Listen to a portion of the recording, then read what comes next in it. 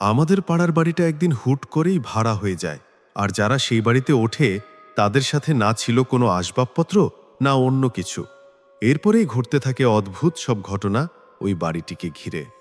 একদিন আমি ঘুমিয়েছিলাম, হঠাৎ করে আমার খ্রিস্টান প্রতিবেশী দৌড়ে আমার কাছে এসে বললেন, রহমান সাহেব, খেয়াল করুন, এদের আমার কাছে মোটেও ভালো লাগছে না। আমি বললাম, কি ব্যাপার, খুলে বলুন। তিনি বললেন, প্রতিদিন ওনাদের বাড়ি থেকে একজন লোক বেরিয়ে যায়, এলাকার দূরের একটা ডাস্টবিনে আবর্জনা ফেলে আসে সে। ওখানকার ইউনিয়ন থেকে জানা গেছে ওনাদের আবর্জনার মধ্যে ছাগলের পচা মাথা আর শরীরের বিভিন্ন অংশ থাকে, যা একেবারে স্বাভাবিক নয়। ভাবার বিষয় হলো, ছাগলের মাথায় এত যত্ন করে ওনাদের বাড়ির ওই আবর্জনার স্তূপে কেন ফেলা হচ্ছে আপনি জানেন কিছু? ছাগলের এই মাথা সাধারণত জাদুটোনায় ব্যবহার করা হয়। আমার তো আগে থেকেই সন্দেহ ছিল, কিন্তু এখন ব্যাপারটা একেবারে স্পষ্ট হয়ে গেল। Welcome back. আপনাদের সবাইকে স্বাগত। আশা করছি আপনারা সবাই ভালো আছেন এবং ভালোর দলে আছেন। আমিও ভালো আছি আর ভালোর দলেই আছি। কোনো কথা না বাড়িয়ে এখন একটা ঘটনায় যেতে চাই। ঘটনাটি যেভাবে লেখা আছে আমি সেভাবেই পড়ে শোনাচ্ছি। বন্ধুরা, আশা করি সকলেই ভালো আছেন এবং সুস্থ আছেন। এই ঘটনাটি রহমান সাহেব পাঠিয়েছেন এবং ঘটনাটি সংগ্রহ করেছেন সাবিত আলম। আমরা চলে যাচ্ছি ঘটনায়। যেভাবে রহমান সাহেব বলেছেন সেভাবেই পড়ে শোনাচ্ছি। আমার নাম রহমান। আমি নেত্রকোনার কোনো এক এলাকার বাসিন্দা। আমি এই ঘটনায় আমার নিজের নাম বা এলাকার এক্স্যাক্ট লোকেশন বলছি না, কারণ যদি সেই ব্যক্তিরা এই ঘটনাটি শুনে থাকেন যাদের নিয়ে আজকের এই ঘটনা, তবে তাদের জীবনে নেমে আসবে এক সীমাহীন দুর্ভোগ। এই ঘটনাটি আজ থেকে 2 বছর আগের। আমি যেখানে থাকি সেখানে বেশিরভাগই ছোট ছোট বাড়ি, এবং প্রায় সব বাড়ির লোকেরাই বাসা ভাড়া নিয়ে সেখানে বসবাস করে। এই এলাকার অধিকাংশ মানুষই বহু বছর ধরে এখানে থাকছেন, তাই স্বাভাবিকভাবেই আমরা সবাই একে অপরকে খুব ভালোভাবে চিনি। আমাদের গলিটা বেশ লম্বা, এবং গলির প্রবেশমুখ থেকে তৃতীয় বাড়িটাই আমাদের। যে বাড়িটিকে কেন্দ্র করে এই ঘটনা, সেটি গলির একেবারে শেষ মাথায় অবস্থিত হওয়ায় এর 2টি প্রবেশপথ ছিল। একটি প্রবেশপথ ছিল মূল গলির ভেতরে, আর অন্যটি ছিল ওই বাড়ির ড্রয়িং রুমের দিকে, যা সরাসরি গলির পেছনের দিকে খুলত। অর্থাৎ ওই বাড়িতে আসা যাওয়ার জন্য 2টি পৃথক রাস্তা ছিল। যে পরিবারটি ওই বাড়িতে থাকতেন, আমরা ওনাদের অনেক দিন যাবতই চিনি। ওনারা অত্যন্ত ভদ্র এবং শালীন মানুষ হিসেবে এলাকায় পরিচিত ছিলেন। সম্প্রতি ওনারা ফুল ফ্যামিলি সহ দুবাইতে স্থানান্তরিত হয়েছেন, এবং ওনাদের মা নিজের বড় ছেলের কাছে থাকার জন্য আমেরিকা চলে গেছেন। ওনারা বাড়িটা ভাড়া দিতে যখন চেয়েছিলেন, তখন আমার সঙ্গে এ বিষয়ে কথাও হয়েছিল। তিনি বলেছিলেন যদি আমার পরিচিত কোনো ভালো পরিবার থাকে তাহলে আমি যেন অবশ্যই ওনাকে জানাই। উনি বাড়িটা খালি ফেলে রাখতে চাননি, কারণ ওনার মতে বাড়িটায় কেউ থাকলেই ভালো। অনেক ফ্যামিলি বাড়িটি দেখতে এসেছিল, কিন্তু তখন পর্যন্ত কাউকে চূড়ান্তভাবে নির্বাচন করা হয়নি। তিনি চেয়েছিলেন ভাড়াটিয়া যেন কোনো পরিচিত মানুষ হয়, কারণ তিনি নিজে বিদেশ থাকবেন, তাই এমন একটি ভালো পরিবার পেলে সুবিধা হতো, যেন ভবিষ্যতে পরিবারের সঙ্গে কোনো ধরনের কোনো সমস্যা না হয়, না ওনাদের নিজেদের, না বাড়ির আশেপাশের লোকজনদের। ওনার হাতে সময়ও খুব কম ছিল। যাই হোক, আমার পরিচিত এমন কোনো পরিবার ছিল না যারা ঠিক সেখানেই থাকতে চাইছিল। যেহেতু ওনারে দেশ ছাড়ার সময় প্রায় কাছাকাছি চলে এসেছিল, সেহেতু ওনারা শেষ পর্যন্ত বাড়িটি একটি প্রপার্টি ডিলারের হাতে তুলে দিলেন, যেন তিনি সবকিছু দেখে শুনে বাড়িটি ভাড়া দিতে পারেন। এরপর খুব দ্রুতই ওনারা দুবাইতে চলে গেলেন। ওনাদের যাওয়ার কিছুদিন পরেই সেই স্টেট এজেন্ট বাড়িটি ভাড়া দিয়ে দেন। আমরা যেহেতু একই গলিতে থাকতাম, তাই আসা যাওয়ার সময় আমরা একে অপরকে দেখতাম এবং চিনতাম। কিন্তু নতুন ভাড়াটিয়া কারা ছিল, কোথা থেকে এসেছে, সে সম্পর্কে আমাদের কিছুই জানা ছিল না, কারণ যারা এসেছিল ওনাদের সঙ্গে খুব বেশি মালামালও ছিল না, আর ওনারা আমাদের সঙ্গে দেখাও করেননি, তাই আমরাও ওনাদের সঙ্গে আলাপ করার সুযোগ পাইনি। এমনকি মালপত্র আনার দিনেও আমরা ওনাদের বাড়ি থেকে বের হতে দেখিনি। শুধু দেখেছিলাম একটা গাড়িতে করে কয়েকজন লোক কিছু দরকারি জিনিসপত্র নিয়ে ওই বাড়িতে ঢুকছে। না ছিল কোনো আসবাবপত্র, না ফ্রিজ, না টেলিভিশন, না অন্য কিছু। এমন কোনো বড় জিনিস আমরা ওনাদের সঙ্গে নামাতেই দেখিনি। যাই হোক, আমরা প্রাথমিকভাবে ভাবলাম হয়তো ওনারা স্থানীয়ভাবে স্থানান্তরিত হওয়ার পর ওনাদের বাকি সব জিনিসপত্র নিয়ে আসবেন, কারণ আসবাবপত্র ছাড়া তো আর জীবন চলতে পারে না। ওনারা অত্যন্ত নিরস প্রকৃতির মানুষ, কারো সঙ্গে কথা বলতেন না, এমনকি সালাম বা কুশলাদিও বিনিময় করতেন না। মাঝে মাঝে আমরা দেখতাম ওনাদের বাড়ির দুজন পুরুষ সদস্য বাইরে থেকে কিছু জিনিস আনতে গেলেই কেবল বাইরে যেতেন।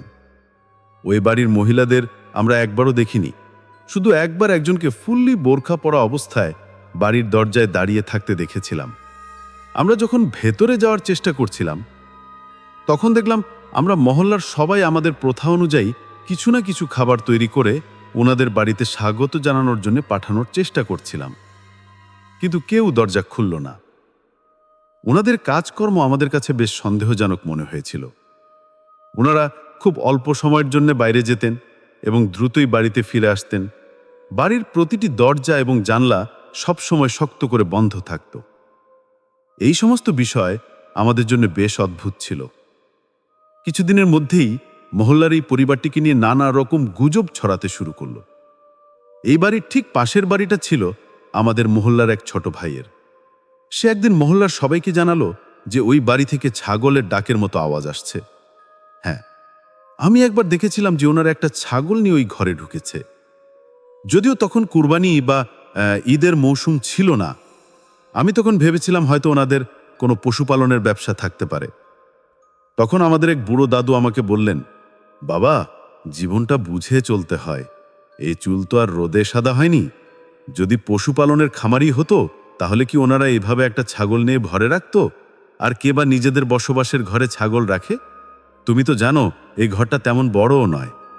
ওই দাদুর কথাগুলো একদম যুক্তিযুক্ত ছিল। আমি বললাম, আপনার ঘর তো একদম কাছে, আপনি না হয় একবার ওনাদের কাছে থেকে ব্যাপারটা জানার চেষ্টা করুন। তখন তিনি বললেন, ওরা তো কারো সঙ্গেই কথা বলে না, সালামের জবাব পর্যন্ত দেয় না, চুপচাপ বাড়ি থেকে বেরিয়ে নিজেদের কাজ ছেড়ে আবার নিঃশব্দে ঘরে ফিরে যায়। যে মানুষ সালামের জবাব দেয় না, আমি তার সঙ্গে কিভাবে কথা বলবো বলো তো? ওরা সামনে দিয়ে এমনভাবে চলে যায় যেন কানে কিছু শোনে না, চোখে কিছু দেখে না। আমি নিজেও এই বিষয়টা লক্ষ্য করেছিলাম, তাই আমি প্রতিবেশীদের বলেছিলাম, আপনারা ওরাদের উপর কড়া নজর রাখুন, না হলে। বাড়িওয়ালাকে দুবাইতে ফোন করে সবটা জানাতে হবে।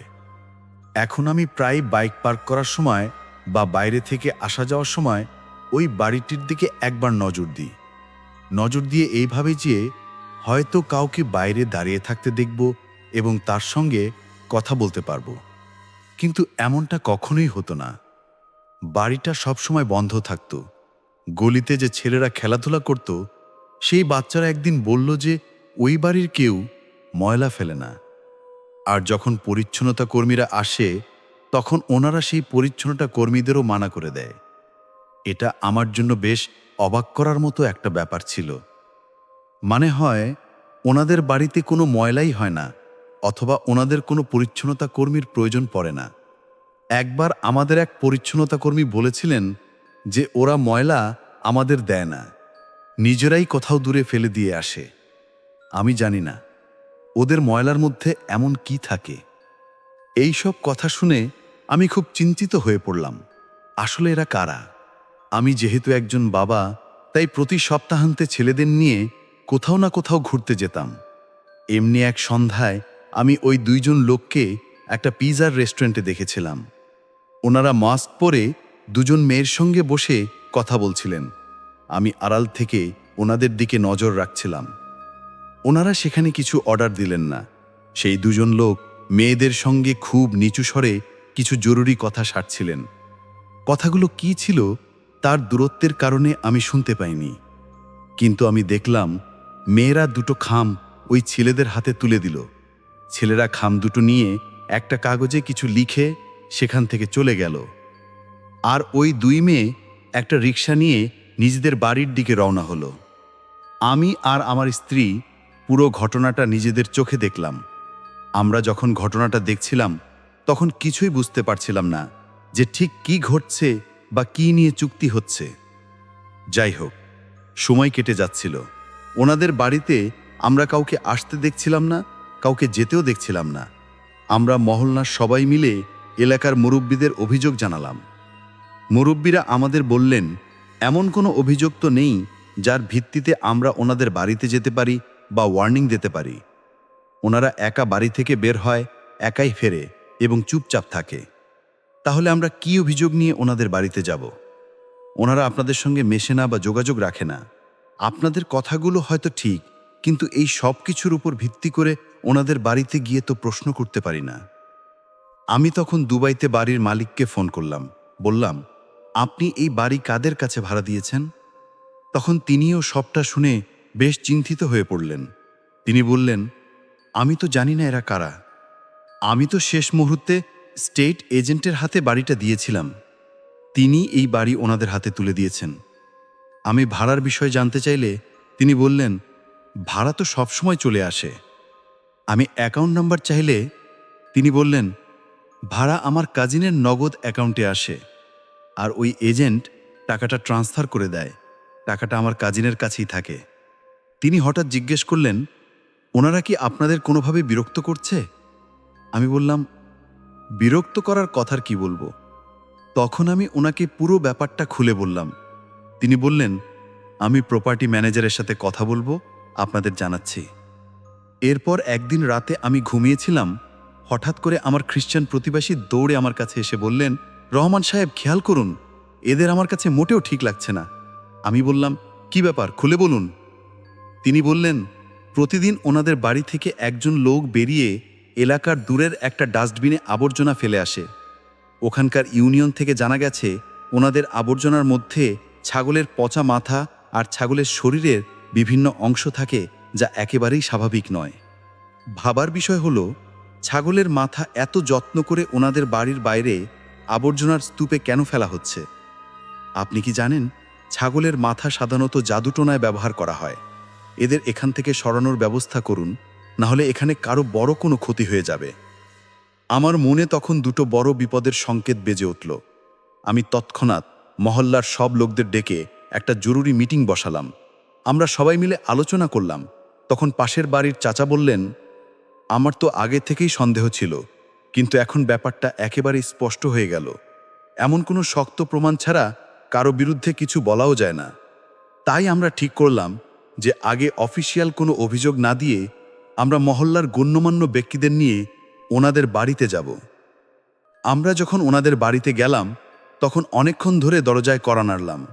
প্রথমে কেউ দরজা খুলল না, কিন্তু আমরা হাল ছাড়লাম না এবং দরজায় ধাক্কা দিতেই থাকলাম।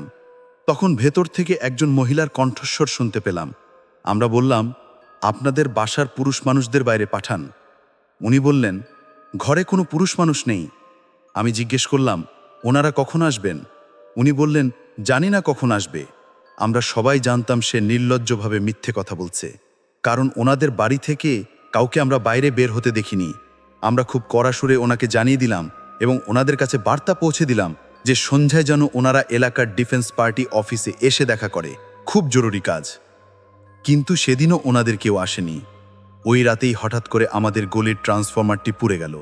তখন ছিল প্রচণ্ড গরমের মাস, জুন মাস।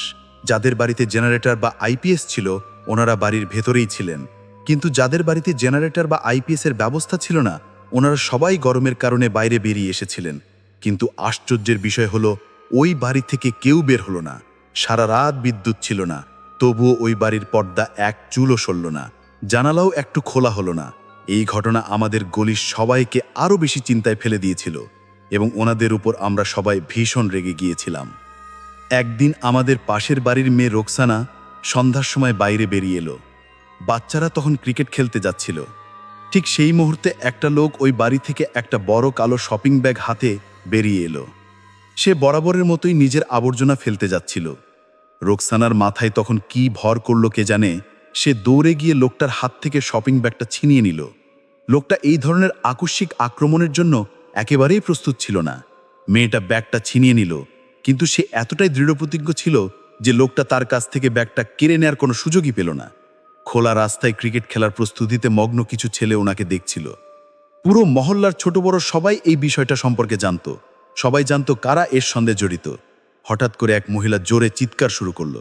ক্রিকেট ম্যাচের প্রস্তুতিতে ব্যস্ত ছেলেদের হাতে বল ছিল। পরিস্থিতি দেখে ছেলেরা দ্রুত ওই মহিলার দিকে ছুটে গেল। ময়লার ব্যাপারটা ছেলেরাও জানত। ওই মহিলা জোরে চিৎকার করে বলল, এই ব্যাগটা ছেড়ো, এই ব্যাগটা। ব্যাগটা ছিঁড়ে ফেলল। শোরগোল শুনে মহল্লার সবাই বাড়ি থেকে বেরিয়ে এলো। সবাই নিজেদের মোবাইল ফোন বের করলো, যেন প্রমাণ থাকে যে শপিং ব্যাগের ভেতরে কি আছে বা কি ছিল। আর শপিং ব্যাগটা ছিঁড়ে যেতেই ভেতর থেকে এত বাজে গন্ধ বের হচ্ছিল যে সবাই নাকে কাপড় চেপে ধরল। ব্যাগ থেকে বের হলো পচা ছাগলের মগজ, যা পচে গলে একাকার হয়ে গেছে। মহল্লার লোকেরা তা দেখে এতটাই রেগে গেল যে ওনারা সেই বাড়িতে হামলা করে দিল এবং দরজায় জোরে জোরে ধাক্কাতে শুরু করলো। তবে ওনাদের মধ্যে একজনও বাইরে বেরিয়ে এলো না। হয়তো ওনারা সবাই ঘরে লুকিয়েছিল অথবা জানালা দিয়ে এসব ঘটনা দেখছিল। কিছুক্ষণের মধ্যে পুলিশও এসে পৌঁছালো এবং ওনারা নিজেদের চোখে সবকিছু দেখল। দরজায় আবার সজোরে ধাক্কা দেয়া হলো। এবার ভেতর থেকে আবারও একজন মহিলার কণ্ঠস্বর শোনা গেল। সে বলল, কাল আপনারা মহল্লায় মিটিং ঠিক করে নিন। আমার ভাইয়েরা এখন বাড়িতে নেই। মিটিংয়ে ভাইয়েরা এসে যাবে। আপনাদের যা বলার বাড়ির পুরুষদেরকেই বলবেন। আমরা বললাম, আমরা তো বাড়িতে পুরুষের সঙ্গে কথা বলতে এসেছি, তুমি কেন বারবার গেটের কাছে আসছো? ওদের পাঠাও। ওই মহিলা তখন বলল, এই সময় আমি বাধ্য হয়ে এসেছি, কারণ বাড়িতে এখন কোনো পুরুষ নেই। অথচ তার স্বামী আমাদের চোখের সামনেই বাড়িতে ঢুকেছিল। ওই মহিলা কিভাবে এত সহজে মিথ্যা কথা বলছিল আমরা বুঝতে পারছিলাম না। আমরা চেঁচিয়ে বললাম, তোমার স্বামী তো এই বাড়িতেই ঢুকেছে, সে কি উড়ে গেছে নাকি, না অন্য কোথাও চলে গেছে? কিন্তু সে স্পষ্টভাবে সে কথা অস্বীকার করলো। এখন বাড়িতে কোনো পুরুষ মানুষ নেই, আপনারা সন্ধ্যায় এসে কথা বলুন। আমরা তখন আর কোনো কিছু করতে পারতাম না। যদি জোর করে কিছু করতাম তাহলে অনেক বড় ঝামেলা হয়ে যেত। ওই মহিলা বেশ চালাক ছিল। যদি তেমন কিছু হতো তাহলে ওনারা সব দোষ আমাদের অর্থাৎ পাড়া প্রতিবেশীদের উপর চাপিয়ে দিত। পাড়ার সবাই এই বিষয়টা নিয়ে খুব চিন্তিত ছিল। আমি আবার দুবাইতে ফোন করে বাড়িওয়ালাকে পুরো ঘটনাটা জানালাম। তিনি তখন ওনাদের দেয়া জাতীয় পরিচয়পত্রের একটি কপি চাইলেন, যেন আমরা নিশ্চিত হতে পারি যে এই লোকটাই সেই ব্যক্তি যাকে বাড়ি ভাড়া দেয়া হয়েছিল। এখন এই আইডি কার্ড যাচাই করার পালা। এর উপর যে ঠিকানা দেয়া ছিল সেটি গোপালগঞ্জের। এই কাজটা সকালেই করা সম্ভব ছিল। পরের দিন সকালে আমরা 2-3 জন মিলে প্রপার্টি ডিলারের কাছে গেলাম। তখন তিনিও বেশি চিন্তিত হয়ে উঠলেন। তিনি বললেন, আমাদের কাছে তো দুই পক্ষই চুক্তি করে, আমরা কেবল দুই পক্ষকে মিলিয়ে নিই। কার আচরণ কেমন সেটা তো আমাদের জানার কথা নয়, কিন্তু আমি সন্ধ্যার মিটিংয়ে অবশ্যই আসব, আর আমরা ওনাদের নিজেদের পক্ষ থেকে বাড়ি খালি করার জন্য নোটিশ দিব। আপনারা চিন্তা করবেন না। হ্যাঁ, কিন্তু আমরা কিভাবে চিন্তা না করে থাকতাম? এখানে প্রপার্টি ডিলারেরও কোনো দোষ ছিল না। স্পষ্ট ব্যাপার হলো ওনারা কাউকে ব্যক্তিগতভাবে চেনেন না। সকাল থেকে সন্ধ্যা পর্যন্ত সবাই ওই বাড়ির দরজা একবারও খুলল না। যাই হোক, সন্ধ্যা হলো, সবাই জমায়েত হলো, কিন্তু যাদের সঙ্গে কথা বলার ছিল, যাদের জন্যই মিটিং রাখা হয়েছিল, ওনারা সবাই উধাও। আমরা কিছুক্ষণ অপেক্ষা করলাম। যখন নিশ্চিত হলাম যে কেউই আসবে না, তখন আমরা সবাই মিলে ওনাদের দরজার দিকে এগিয়ে গেলাম। দরজায় বেল বাজিয়ে আমাদের হাত ব্যথা হয়ে গেল, কিন্তু কেউ দরজা খুলল না। তখন গেট টপকে ভেতরে যাওয়ার সিদ্ধান্ত নেওয়া হলো। গেট টপকে ভেতরে গিয়ে দরজাটা খুলে দেওয়া হলো। সব মহল্লার লোকেরা এবং জেলা পরিষদ সদস্যরা ভেতরে প্রবেশ করলেন, কিন্তু ভেতরে কাউকে পাওয়া গেল না।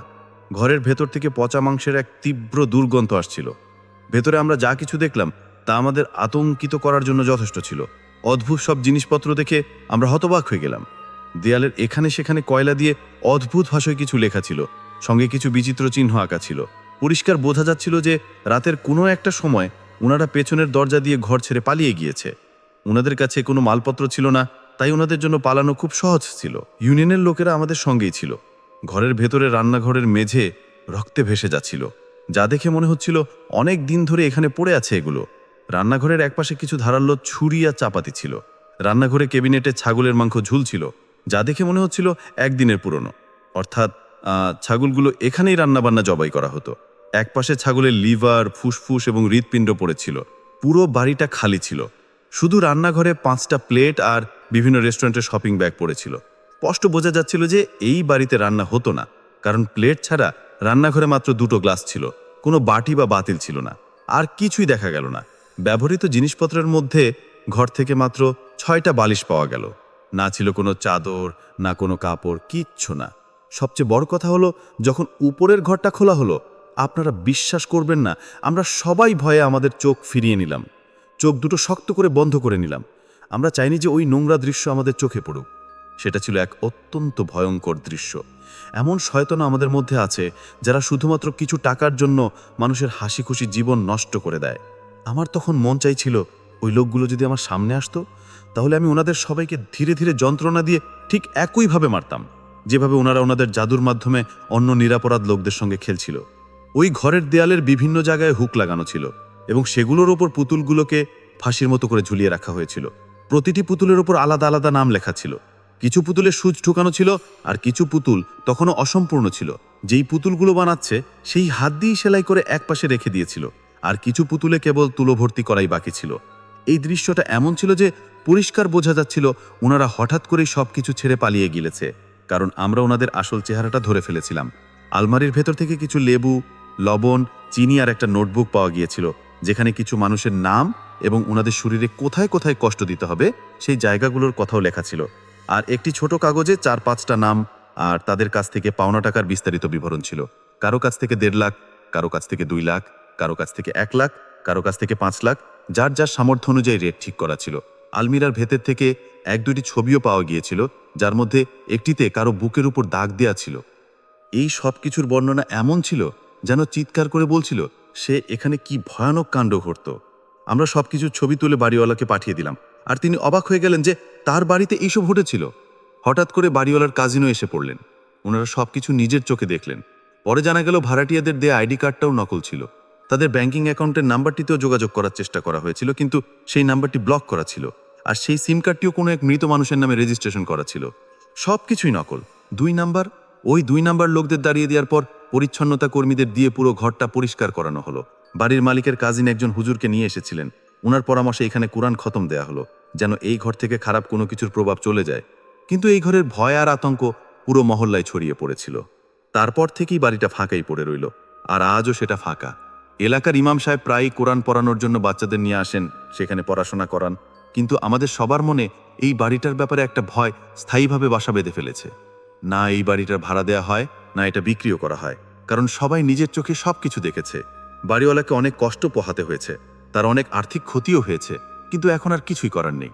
ওনারা হয়তো এখন অন্য কোনো এলাকায় চলে গেছেন, আর সেখানে আবার টাকার লোভে মানুষের জীবন নিয়ে খেলছেন। এমন লোকদের আল্লাহ ছাড়া আর কেউ ধরে না, শাস্তি দেয় না। আমাদের সবারই এমন মানুষের হাত থেকে নিরাপদ থাকা উচিত। পরে আমার মনে হলো আমি সেদিন রেস্টুরেন্টে 2জন মহিলাকে দেখেছিলাম ওই লোকগুলোর সঙ্গে। ওনারা নিশ্চয়ই কারো ওপর কালো জাদু করানোর জন্য বা কোনো কিছু ডিল করার জন্য ওই ব্যক্তিদের সঙ্গে দেখা করতে এসেছিলেন। এমন জঘন্য মানুষেরা সাধারণ মানুষের ছদ্মবেশে আমাদের চারপাশে ঘুরে বেড়ায়। ওনারা আমাদের ক্ষতি করেন, আর সেই ক্ষতির উপর ভিত্তি করে দাম নির্ধারণ করেন, অর্থাৎ যত বড় ক্ষতি তত বড় দাম। আল্লাহ আমাদের এমন মানুষ আর এমন কুদৃষ্টি থেকে রক্ষা করুন।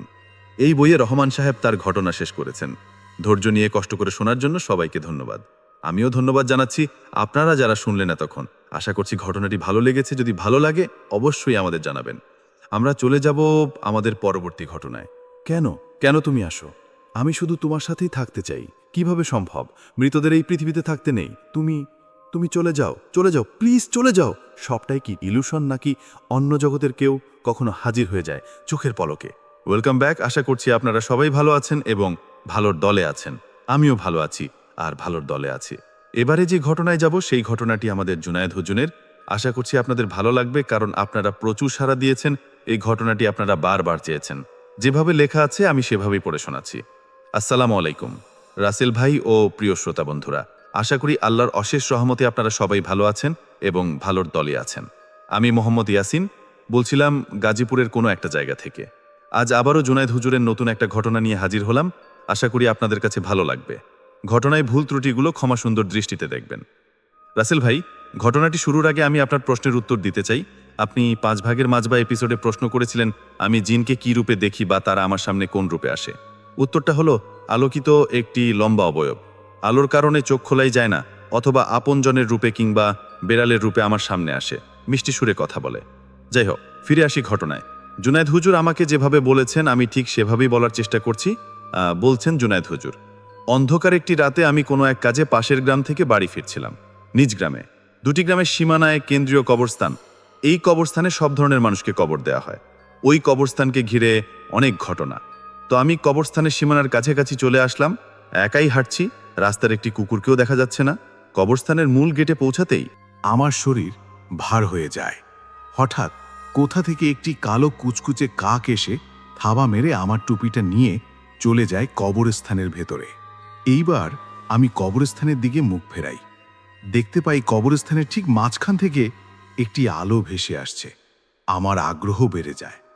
হঠাৎ ইসমাইল আমার কানে কানে বলে ওঠে, হুজুর, ভেতরে যাবেন না, ভেতরে শুধু মোহ। যদি একবার প্রবেশ করেন, আপনার সাথে আমি প্রবেশ করতে পারবো না। হঠাৎ কবরস্থান থেকে একটি মিষ্টি আওয়াজ আমার কানে ভেসে আসে। আমি ইসমাইলের কথার তোয়াক্কা না করে কবরস্থানে প্রবেশ করলাম। মনে হচ্ছিল কোনো একটা কিছু আমাকে টেনে নিয়ে যাচ্ছে সেই মিষ্টি সুরের দিকে। হঠাৎ আমি হুজুট খেয়ে পড়ে যাই, একটি গর্তের মধ্যে গিয়ে পড়ি।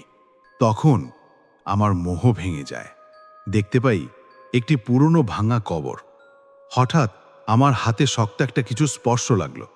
টান দিতেই দেখি একটি হাড়। আমি ভয়ে কেঁপে উঠলাম। হঠাৎ কবরের সামনে থেকে কর্কশ কণ্ঠে কেউ বলল, কিরে, তুই আমার ঘরে কি করিস? বুঝেছি, আজ তোকে বলি দেয়া হবে। আমি কিছু বুঝতে পারছিলাম না। কি আবার বলি দেবে আমাকে? এবার আমি মনের সাহস সঞ্চার করে বিসমিল্লাহ বলে কবর থেকে এক লাফকে উঠে আসি। কিন্তু রাত যত বাড়ছে ততই অন্ধকার হচ্ছে। আকাশের দিকে তাকাতেই বুঝতে পারলাম আজ অমাবস্যার রাত। হায় আল্লাহ, এ আমি কি বিপদে পড়লাম! দিক বিদিক হয়ে আমি ছুটতে শুরু করি, কিন্তু কবরস্থান থেকে বেরোহার কোনো রাস্তা খুঁজে পাচ্ছিলাম না। হঠাৎ আবার একটি গর্তে পড়ে যাই। হঠাৎ সেই সোনা পুরনো কর্কশ কণ্ঠস্বরটা আবারও ভেসে আসে, কিরে, আর কত দৌড়াবি? দৌড়ের কোনো লাভ নেই। আসলেই আমি আবার সেই স্থানেই চলে এসেছি। উপায় না পেয়ে আমি আবার কবর থেকে বের হয়ে আসি। সারা শরীর রক্তের দাগ। হঠাৎ একদল কাক এসে আমার মাথার উপরে কা কা আওয়াজ শুরু করলো। আমি আমার কান ধরে বসে পড়ি, মনে মনে আল্লাহকে স্মরণ করি। সেই মুহূর্তে আমার মনে কোনো দোয়া আসছিল না। হঠাৎ আমার কানে সেই মিষ্টি সুর ভেসে উঠল। আমি যেন আবার বিমোহিত হয়ে ছুটে চললাম সেই আওয়াজের দিকে। কতক্ষণ যে হেঁটেছি আমার মনে নেই। হঠাৎ আমি লাফ মেরে উঠি, আমার মোহ ভেঙে যায়। দেখতে পাই এক ৮০-৯০ বছর বয়সী লোক বসে বসে কি যেন বিড়বিড় করছে। আমাকে দেখে নারী আর পুরুষ মিশ্রিত কণ্ঠে বলে উঠল, কিরে জুনায়েদ, আমাকে চিনতে পেরেছিস? শেষ ৫ বছর আগে আমাকে অপদস্থ করে সাতমোহের বাদশার হাতে তুলে দিয়েছিলিস। আমি বলেছিলাম আমি ফিরে আসব। দেখ, আমি আমার কথা রেখেছি। আমি ফিরে এসেছি। এখন তুই সহ তোর গ্রামবাসীদের জীবন আমি জাহান্নামে পরিণত করব। সে অট্ট হাসিতে মেতে উঠল। তারই পৈশাচিক হাসি পুরো কবরস্থানের মধ্যে প্রতিফলিত হচ্ছিল। আমি জিজ্ঞেস করলাম, কে তুমি? আমি চিনতে পারলাম না। আমাকে ভুলে গেছিস? আমি হলাম সামাদ জাদুকর। তুই কিভাবে ফিরে আসলি? তোকে তো সাতমোহের বাদশা সমুদ্রের মাঝখানে বন্দি করে রেখেছিল। প্রিয় শ্রোতা বন্ধুরা, এখন নিশ্চয়ই জানতে ইচ্ছা করছে কে এই সামাদ জাদুকর যাকে সাতমোহের বাদশা বন্দি করেছিল? তাহলে আমাদের ফিরে যেতে হবে অতীতের ৫ বছর আগে। তো চলুন অতীতের সেরা পৃষ্ঠাটি আরেকবার উল্টাই। সময়টা তখন শীতকাল। গ্রামের মানুষরা নিশ্চিন্তে তাদের দিন অতিবাহিত করছে। কিন্তু একদিন এক মুসাফির আসে আমাদের গ্রামে। জীর্ণশীর্ণ অবস্থা তার। দেখে মনে হচ্ছিল অনেক দিন ধরে কিছু খায়নি। তো গ্রামের দক্ষিণ দিকে আমাদের হিন্দু সম্প্রদায়ের মানুষদের একটি বিরাট বটগাছ ছিল। তারা সেই বটগাছে বিভিন্ন ধরনের মানত করত।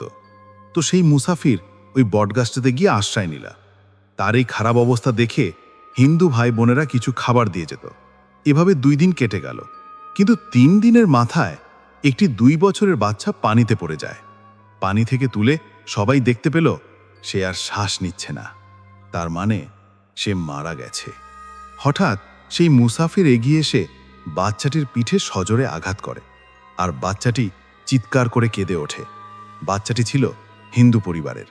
এই দেখে গ্রামের সব হিন্দুরা ওই লোকটাকে পুজো করতে শুরু করে। ওই মুসাফির আমাদের মুসলিমদের মধ্যেও বিশৃঙ্খলার সৃষ্টি করেছিল। আমি চিন্তায় পড়ে যাই। তো একদিন রাতে আমার জিনদের সাথে আলোচনায় বসে ইসমাইল বলে উঠল, হুজুর, জানি আপনার মনে একটাই প্রশ্ন, মৃত বাচ্চাকে কিভাবে জীবন্ত করা সম্ভব। কিন্তু হুজুর, যদি বলি সম্ভব, কিভাবে? এ তো অনেক সহজ। যদি বাচ্চাটি মারাই না যায় তাহলে তাকে বাঁচানো যাবেই। আমি বুঝতে পারছি না, ঠিক করে বলো। মনে হচ্ছে আমাদেরকে দেখানো হয়েছে বাচ্চাটি মৃত। ওই যে মুসাফির, আসলে সে একজন কালো জাদুকর। মানুষের বিশ্বাস অর্জন করার জন্য পুরো ঘটনাটিকে সে সাজিয়েছে। বাচ্চাটি পুকুরে পড়ার পর সেই লোকের জিনেরা বাচ্চাটির হৃদস্পন্দন কমিয়ে আনে। ফলে সে শ্বাস নিচ্ছিল, কিন্তু খুব ধীরে। মনে হয়েছিল সেই বাচ্চাটি মারা গিয়েছিল। ও, তাহলে এই ঘটনাটি সম্পূর্ণ সাজানো। কিন্তু সেই লোকটি আমাদের গ্রামে এসে এইসব ঘটনা কেন করছে?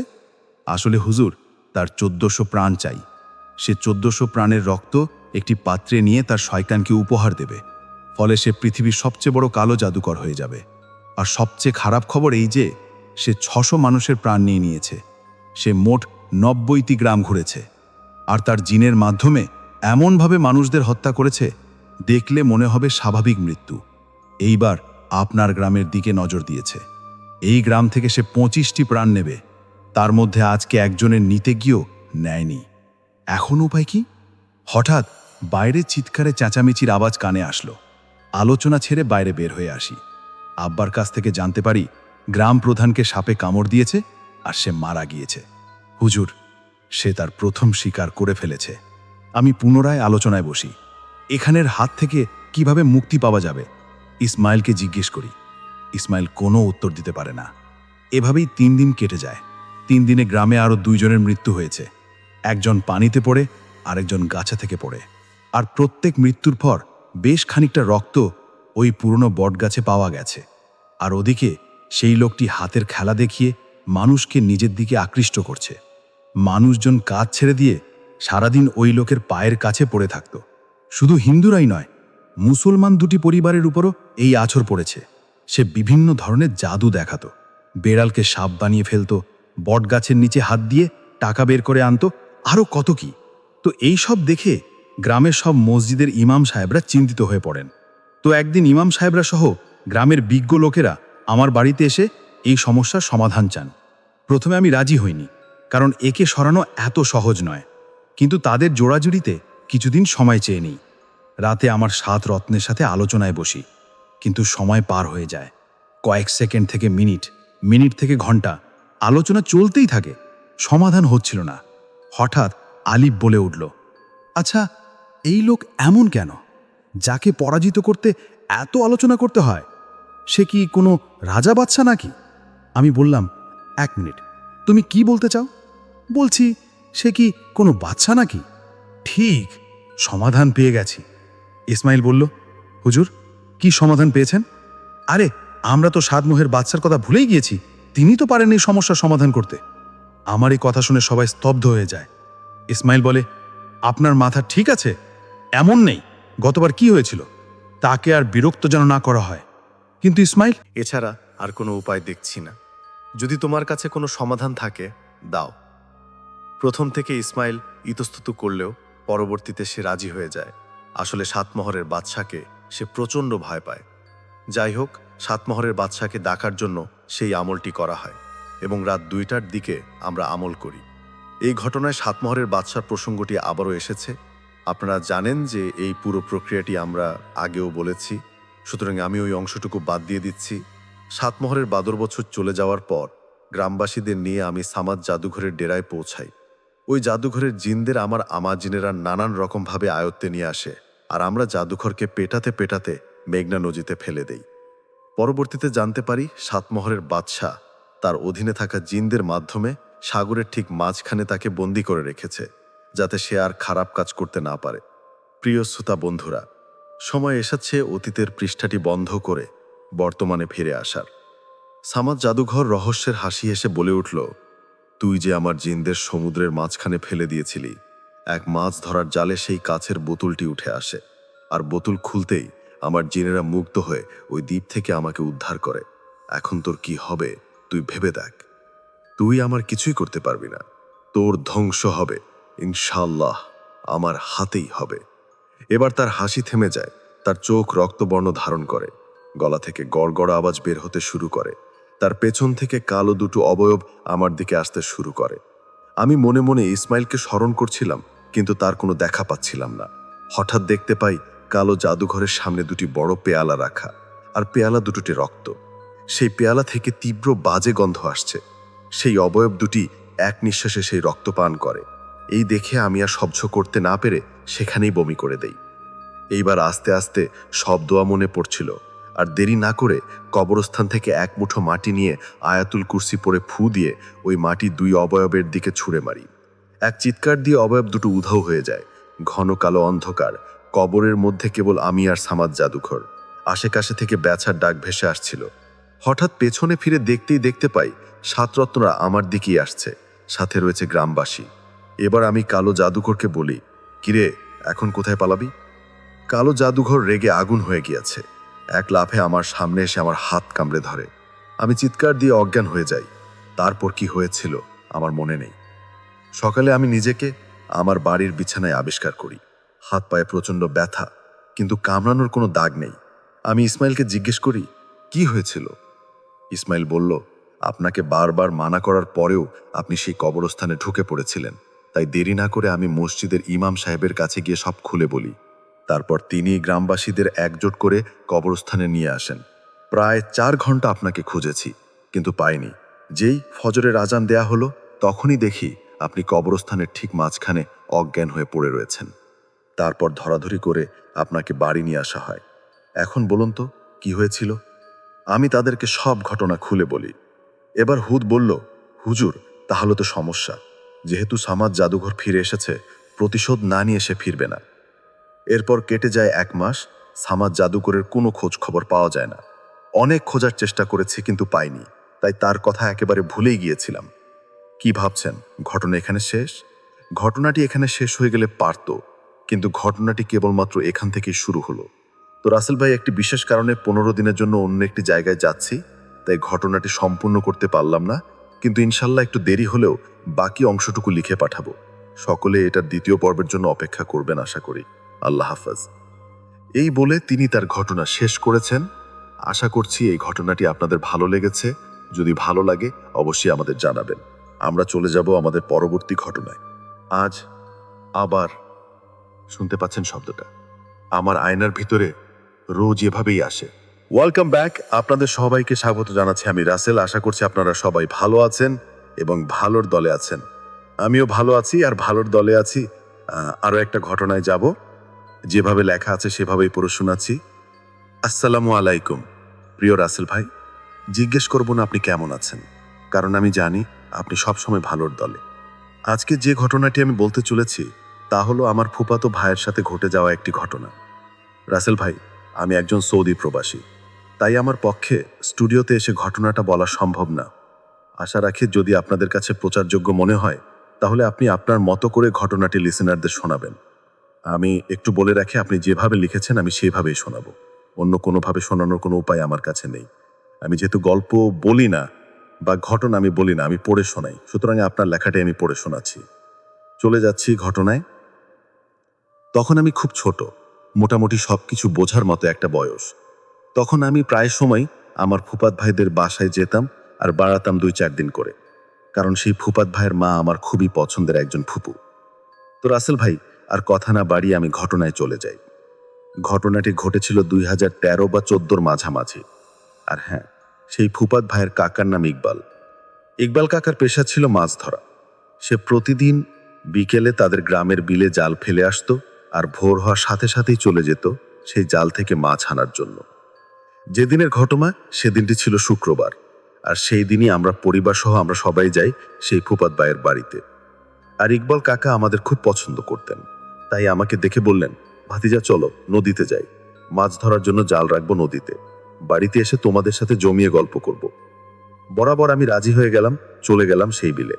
বলে রাখা ভালো যে সেই বিলের এক পাশে ছিল একটা নিম গাছ আর গাছটার পাশে একটা কবর। তো আমরা যখন বিলের কাছে গেলাম তখন প্রায় বিকেল গড়িয়ে সন্ধ্যা। যাই হোক, নদীর কাছাকাছি যখন আমরা পৌঁছালাম তখন হঠাৎ আমার চোখ গেল সেই নিম গাছের দিকে। সেদিকে চোখ পড়তে দেখতে পেলাম নিম গাছের নিচে বলের মতো 5 থেকে 7টা কি যেন পড়ে আছে। আমি ইকবাল কাকাকে বললাম, কাকা দেখো তো, গাছের নিচে বলের মতো কি যেন পড়ে আছে। সে দেখে বলল, চল গিয়ে দেখি ওগুলো কি। যখন গাছটার কাছে গেলাম, গিয়ে দেখি 7টা তরমুজ পড়ে আছে। অবাক করা বিষয় হলো গাছটার আশেপাশে না ছিল কোনো কৃষক, না ছিল কোনো মানুষ। আগেই বলেছি আমরা আস্তে আস্তে প্রায় বিকেল গড়িয়ে সন্ধ্যা হয়ে যায়। সবাই যার যার বাড়িতে চলে গেছে। যাই হোক, আশেপাশে কে ছিল বা ছিল না ওইদিকে ইকবাল কাকা মন না দিয়ে মহা আনন্দে তিনি মেতে ওঠেন আর আমায় বলেন, ভাতিজা দেখতো বিশাল বিশাল 7টা তরমুজ। আমি খুশিতে মেতে উঠি আর বলি, চল এগুলো বাসায় নিয়ে যাই। যখন আমি বললাম চল এগুলো বাসায় নিয়ে যাই, তখন ইকবাল কাকা আমাকে বললেন, ভাতিজা চলো আগে একটা ভেঙে খেয়ে নেই, তারপর না হয় বাসায় নিয়ে যাব। ইকবাল কাকা একটা তরমুজ ভাঙলেন আর আমায় কিছু অংশ দিলেন খেতে। তবে একটা মজার বিষয় হলো, তরমুজটা ছিল অত্যন্ত মিষ্টি আর খুব রসালো। ভালোই লাগছিল। দুজনে তৃপ্তি সহকারে খেলাম। আর সেই সঙ্গে কখন যে সন্ধ্যা গড়িয়ে রাত হয়ে গেছে একবারের জন্য মনে নেই আমাদের। আর যেহেতু আমি অতটা বড় ছিলাম না, তাই ভয়ে ভয়ে কাঁপা কাঁপা স্বরে কান্নারত অবস্থায় বলতে লাগলাম, ইকবাল কাকা চল বাড়িতে যাই, আমার খুব ভয় লাগছে। আমার এমন কান্না দেখে ইকবাল কাকা অভ্যস্ত। হাসতে হাসতে বললেন, আরে এত বড় ছেলে ভয় পায়? পার কিছু নেই, আমি তো আছি।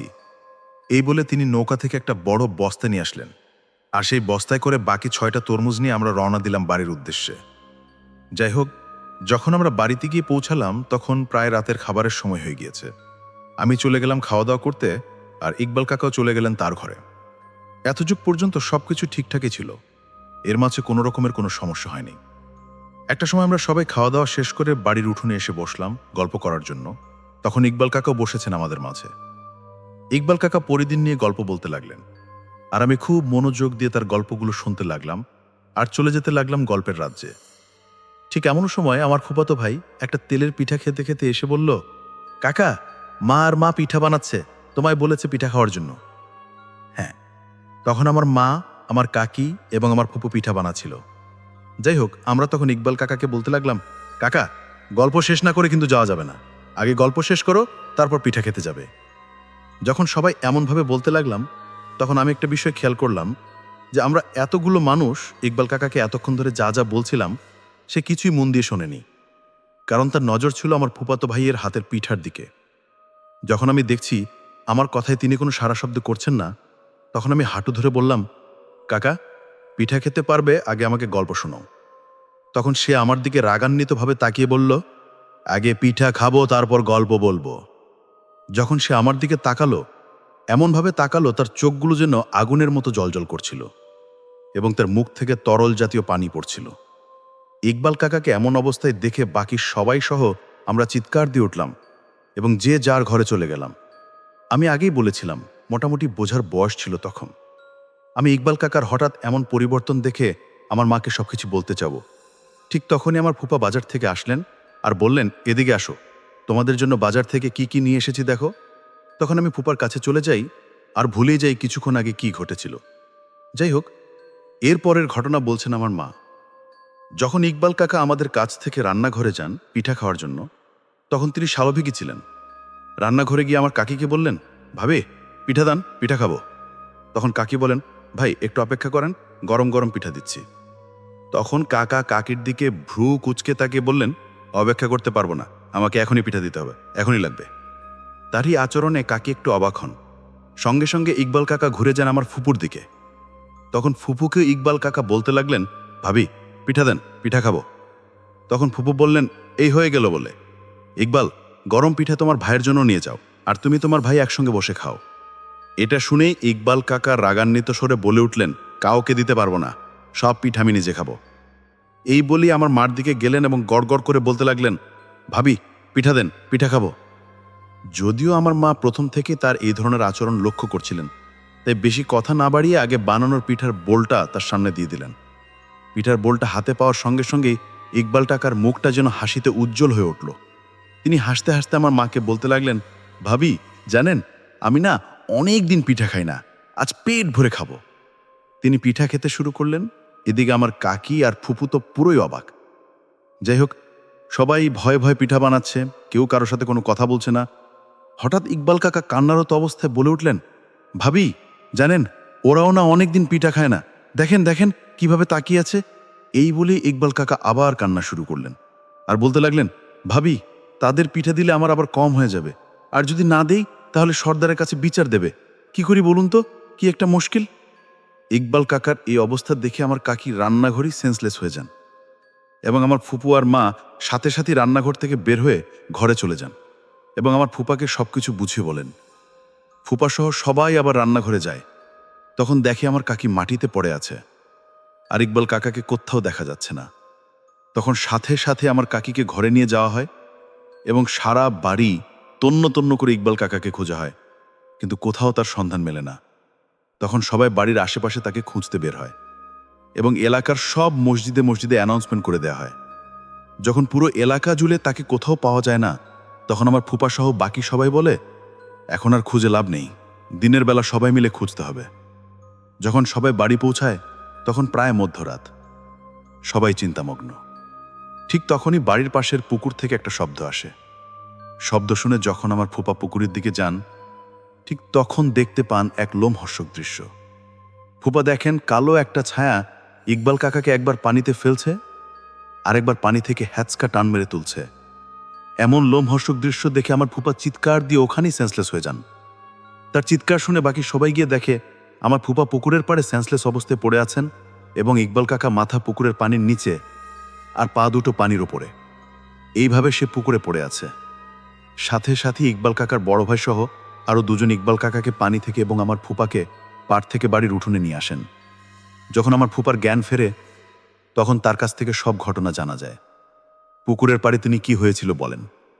সবাই সবকিছু শুনে সঙ্গে সঙ্গে এলাকার এক কবিরাজকে নিয়ে আসে এবং সেই রাতে ইকবাল কাকার ওপর জিনকে হাজির করানো হয়। আর তাকে জিজ্ঞেস করা হয় যে অবস্থা কে করেছে। তখন জিনটি বলে, আমাদের তরমুজও নিয়ে এসেছে, এখন আমি ওকে নিয়ে যাব। তখন কবিরাজ জিনকে বলে, এই তরমুজ যে তোদের ছিল তা সে জানতো না, যদি সে জানতো তাহলে তরমুজ জানতো না। এখন কি আর করার আছে, তুই ক্ষমা করে দে। জিন মানতে নারাজ সে কবিরাজের সাথে এক পর্যায়ে তর্কে লিপ্ত হয়ে যায় এবং বলে, তুই যাই কিছু বলিস না কেন, আমি তাকে নিয়ে যাব, তার ভুলের শাস্তি তাকে পেতে হবে। অনেক তর্কের পর একটা সময় সেই জিন তাকে রাজি করানো হয় এবং যে বাকি 6টা তরমুজ আছে সেই 6টা তরমুজ সহ একটা খাসি ওই বিলের কাছে নিম গাছের নিচে কালকে বিকেলে ঠিক সন্ধ্যা হওয়ার আগে ইকবাল কাকাকে দিয়ে আসতে হবে, এমন শর্ত দেওয়া হয় এবং আসার সময় পেছনে ফিরে তাকানো যাবে না। তার পরের দিন জিনের দেওয়া কথা মতো একটা খাসি আর বাকি 6টা তরমুজে দিয়ে আসা হয়। তারপর থেকে আলহামদুলিল্লাহ সব ঠিক হয়ে যায়। জানি না ঘটনাটা কতটা ভয়ের, তবে এই ঘটনা থেকে আমরা শিক্ষা নিতে পারি। যেমন যেখানে যা কিছু পড়ে থাক না কেন, আমরা যেন তা না নেই। কারণ আমাদের যেমন এই পৃথিবীতে দৃশ্যমান মানবজাতি হিসেবে বসবাস করতে হয়, ঠিক তেমনিভাবে অদৃশ্য জাতি এই পৃথিবীতে বসবাস করে। হতে পারে তাদেরই ফেলে রাখা কোনো প্রয়োজনীয় জিনিসপত্র আমরা মাঝে মাঝে দেখতে পাই। এটাই ছিল ঘটনা। আশা করছি ঘটনাটি আপনাদের ভালো লেগেছে। যদি ভালো লাগে অবশ্যই আমাদের জানাবেন, যদি ভালো না লাগে সেটাও আমাদের জানাবেন। যদি খুব ভালো লাগে তাহলে শেয়ার করবেন বন্ধুদের সাথে। আমরা চলে যাব আমাদের পরবর্তী ঘটনায়। লুকচুরি খেলো। লুকচুরি। তুমি লুকাও, আমি ঠিকই তোমাকে খুঁজে পাবো। Welcome back. আপনাদের সবাইকে স্বাগত জানাচ্ছি। আমি রাসেল। আশা করছি আপনাদের সবাই ভালো আছেন, ভালো দলে আছেন। আমিও ভালো আছি আর ভালো দলেই আছি। নতুন একটা ঘটনায় যাচ্ছি, যেভাবে লেখা আছে সেভাবেই পড়ে শোনাচ্ছি। আসসালামু আলাইকুম রাসেল ভাই, আশা করি আপনি আল্লাহর রহমতে ভালো এবং সুস্থ আছেন। আমার নাম মোহাম্মদ অনির্বাণ ইসলাম। খুলনা জেলার সোনাডাঙ্গা থানার বন্দরগাতি বাজার এলাকায় আমার বাসা। বরাবরের মতো এবারও শুক্রবারে একটি ঘটনা পাঠালাম, আশা করি এটি পড়ে শোনাবেন। যাই হোক, আমি আজ যে ঘটনাটি শেয়ার করব সেটি আমার নানির কাছ থেকে সংগ্রহ করেছি। ঘটনা যদিও কিছুটা ছোট, কিন্তু বলা বাহুল্য। ঘটনার কিছু অংশ আপনাদের কাছে অদ্ভুত এবং অবিশ্বাস্য বলে মনে হতে পারে, তবে আমি জোর গলায় বলতে পারি এটি 100% সত্য। আমার নানির নাম মিনা, এটা ছদ্মনাম। এখানে একটা ফুটনোট দিতে চাই। তিনি যখন আমার নানাকে বিয়ে করেন তার আগে তিনি খ্রিস্টান ধর্মের অনুসারী ছিলেন। বিয়ের পর তিনি ইসলাম ধর্ম গ্রহণ করেন। যাই হোক, আমি ঘটনায় চলে যাই। তখন দেশে আইয়ুব খানের শাসন চলছে। সময়টা 1967-68 সাল। সেই সময় আমার বাসা খুলনা শহরে রূপসা এলাকায়। আমাদের বাসার পাশে যে রাস্তাটা চলে গেছে সেটা রূপসা মহাশ্মশান ঘাটে গিয়ে শেষ হয়েছে। বিকেলবেলা আমি আমার বন্ধুদের নিয়ে এই রাস্তার একধারে খেলাধুলা এবং হইচই করতাম। একদিন বিকেলে খেলার সময় আমরা দেখি ওই রাস্তা দিয়ে হিন্দু ধর্মের লোকজন একটি লাশ শ্মশানে পোড়াবার জন্য নিয়ে যাচ্ছে। যিনি মারা গেছেন তার বয়স 70-75-এর মতো হবে। পথে সিকি আধুলি ফেলছেন আর হরিবোল হরিবোল পাঠ করছেন। আমরা তো ব্যস্ত সিকি আর আধুলি কুড়ানোর কাজে। হঠাৎ আমরা একটা কৌতূহল হলো, হিন্দু ধর্মের মানুষেরা লাশ কিভাবে সৎকার করে, কারণ আমি এর আগে কখনোই এগুলো দেখিনি। তো আজ দেখার ইচ্ছে হলো, যেই বলা সেই কাজ।